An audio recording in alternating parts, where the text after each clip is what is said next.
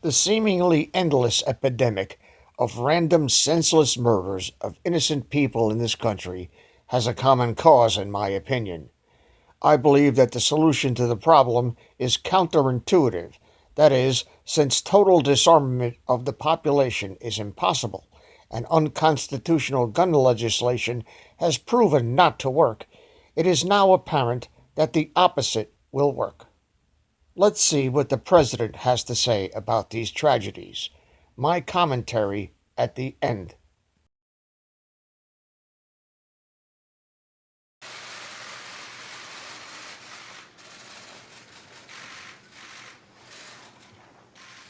Good morning. My fellow Americans, this morning, our nation is overcome with shock, horror, and sorrow. This weekend, more than 80 people were killed or wounded in two evil attacks. One Saturday morning in El Paso, Texas, a wicked man went to a Walmart store where families were shopping with their loved ones. He shot and murdered 20 people and injured 26 others, including precious little children. Then, in the early hours of Sunday morning, in Dayton, Ohio, another twisted monster opened fire on a crowded downtown street. He murdered 9 people, including his own sister, and injured 27 others.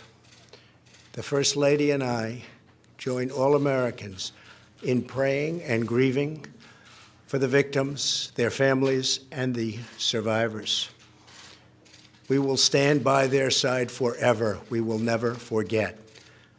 These barbaric slaughters are an assault upon our communities, an attack upon our nation, and a crime against all of humanity.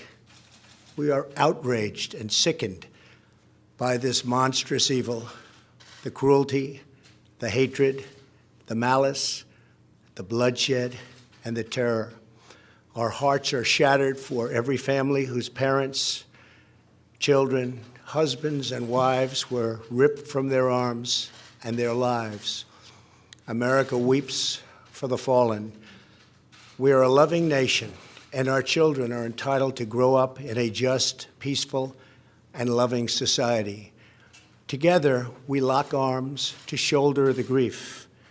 We ask God in heaven to ease the anguish of those who suffer, and we vow to act with urgent resolve. I want to thank the many law enforcement personnel who responded to these atrocities with the extraordinary grace and courage of American heroes. I have spoken with Texas Governor Greg Abbott and Ohio Governor Mike DeWine, as well as Mayor DeMargo of El Paso, Texas, and Mayor Nan Whaley of Dayton, Ohio, to express our profound sadness and unfailing support. Today, we also send the condolences of our nation to President Obrador of Mexico and all the people of Mexico for the loss of their citizens in the El Paso shooting. Terrible, terrible thing. I have also been in close contact with Attorney General Barr and FBI Director Wray. Federal authorities are on the ground, and I have directed them to provide any and all assistance required, whatever is needed. The shooter in El Paso posted a manifesto online consumed by racist hate. In one voice, our nation must condemn racism, bigotry, and white supremacy. These sinister ideologies must be defeated. Hate has no place in America. Hatred warps the mind, ravages the heart, and devours the soul. We have asked the FBI to identify all further resources they need to investigate and disrupt hate crimes and domestic terrorism, whatever they need. We must recognize that the internet has provided a dangerous avenue to radicalize disturbed minds and perform demented acts. We must shine light on the dark recesses of the internet and stop mass murders before they start. The internet, likewise, is used for human trafficking, illegal drug distribution, and so many other heinous crimes. The perils of the internet and social media cannot be ignored, and they will not be ignored. In the 2 decades since Columbine, our nation has watched with rising horror and dread as one mass shooting has followed another, over and over again, decade after decade. We cannot allow ourselves to feel powerless. We can and will stop this evil contagion. In that task, we must honor the sacred memory of those we have lost by acting as one people. Open wounds cannot heal if we are divided. We must seek real bipartisan solutions. We have to do that in a bipartisan manner that will truly make America safer and better for all. First, we must do a better job of identifying and acting on early warning signs. I am directing the Department of Justice to work in partnership with local, state, and federal agencies, as well as social media companies, to develop tools that can detect mass shooters before they strike. As an example, the monster in the Parkland High School in Florida had many red flags against him, and yet nobody took decisive action. Nobody did anything. Why not? Second, we must stop the glorification of violence in our society. This includes the gruesome and grisly video games that are now commonplace. It is too easy today for troubled youth to surround themselves with a culture that celebrates violence. We must stop or substantially reduce this, and it has to begin immediately. Cultural change is hard, but each of us can choose to build a culture that celebrates the inherent worth and dignity of every human life. That's what we have to do. Third, we must reform our mental health laws to better identify mentally disturbed individuals who may commit acts of violence and make sure those people not only get treatment, but when necessary, involuntary confinement. Mental illness and hatred pulls the trigger, not the gun. Fourth, we must make sure that those judged to pose a grave risk to public safety do not have access to firearms, and that if they do, those firearms can be taken through rapid due process. That is why I have called for red flag laws, also known as extreme risk protection orders. Today, I'm also directing the Department of Justice to propose legislation ensuring that those who commit hate crimes and mass murders face the death penalty, and that this capital punishment be delivered quickly, decisively, and without years of needless delay.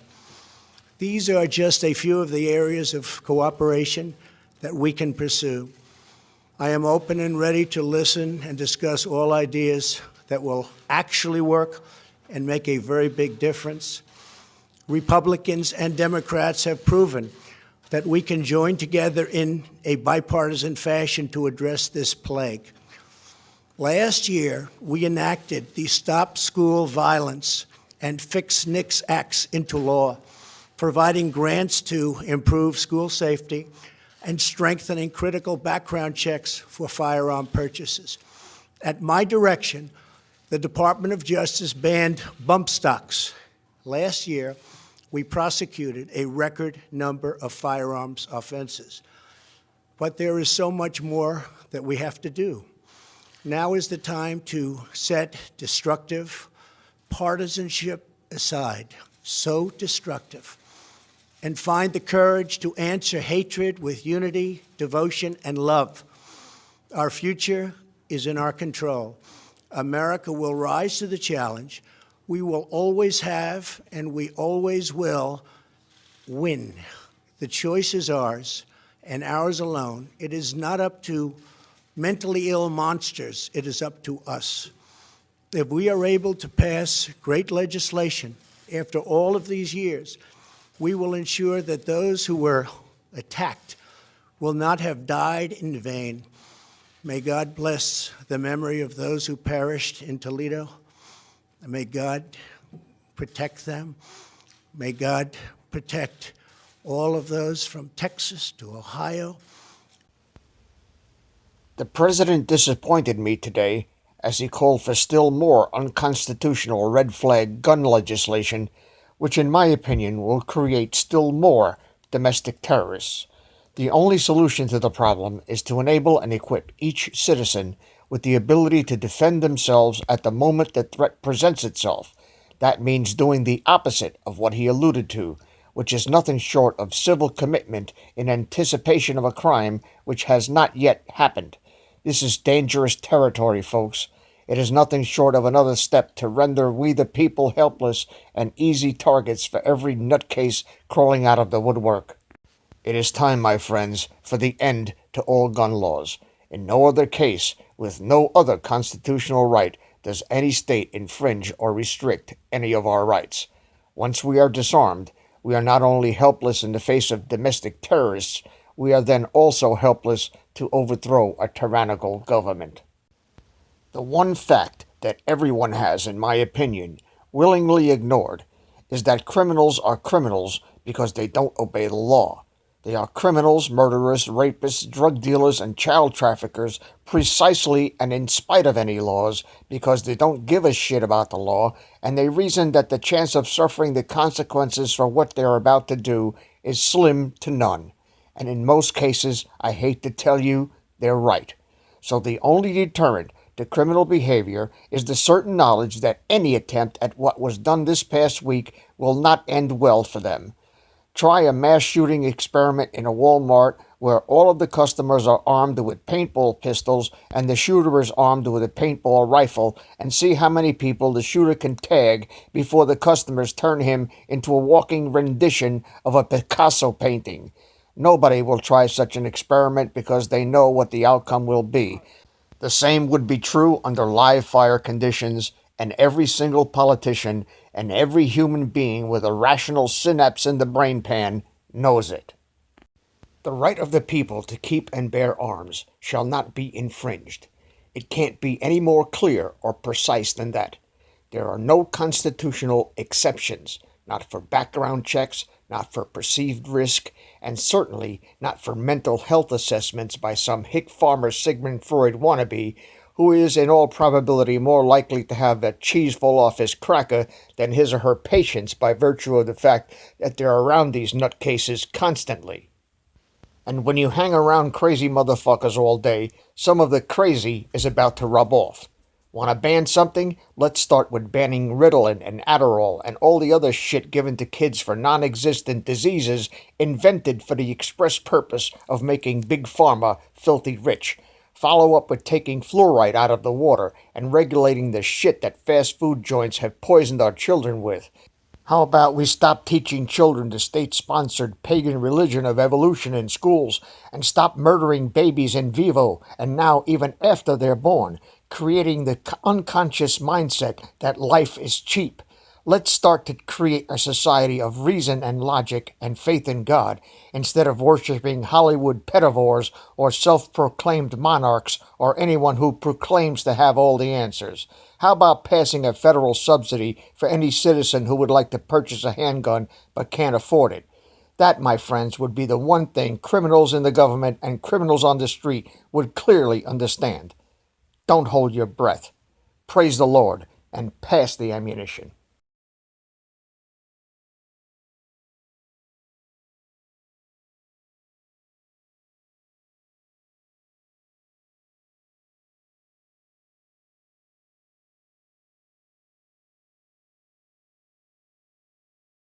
Please subscribe to our backup channels, Whirlwind Revolt, Inglorious Patriots, and Net for Truth USA 2 Patriot Channel. You can also find us at Net for Truth USA on BitChute. We fly so close to the target, we're on our 4th fighter jet. We will be relentless truth seekers until the enemies of freedom are defeated. You can support this channel by using the links in the description, but for a $100 donation, I will personally send you a autographed hardcover special edition copy of Land of Childhood's Fears. Also, visit my bookstore at lulu.com/net4truth USA. If you are viewing this video on BitChute, you can use the links in the description to support us, or simply click the green $ dot on our video to support this channel. Thank you. Links are in the description section.